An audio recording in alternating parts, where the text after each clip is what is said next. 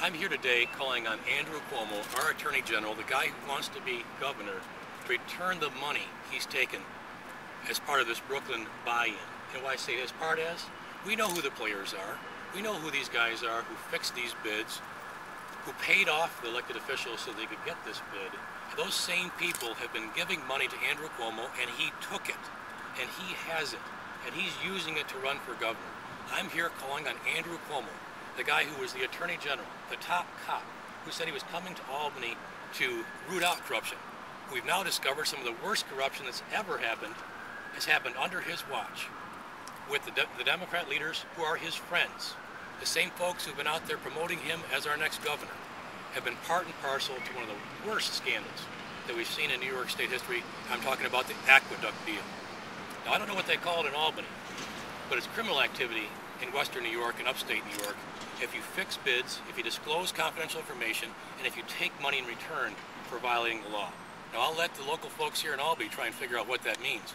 But that's in my book. If that's true, has been presented by Judge Fish, that looks a lot like criminal activity.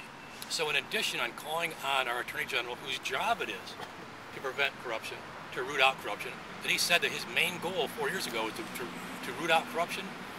I'm not only calling on him to return all this money he took from these folks who admit that this is called the Brooklyn buy-in, I'm also calling on him to convene a grand jury tomorrow.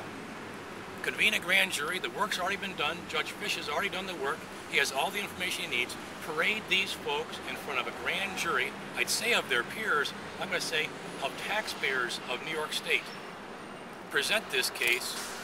I'm quite certain we're going to have returns that will result in criminal charges, prosecuted. That's your job. You're the Attorney General.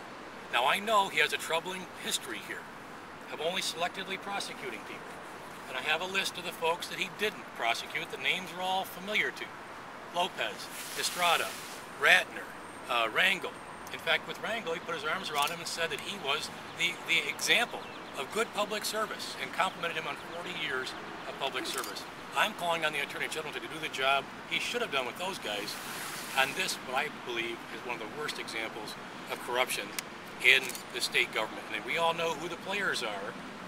These are all top Democrat leaders who have put us on this bus and are running us towards this cliff of chasing more jobs out of New York State, more opportunities out of New York State by their irresponsible spending and taxes. And now we know what appears to be criminal activity with regard to this bid rigging process.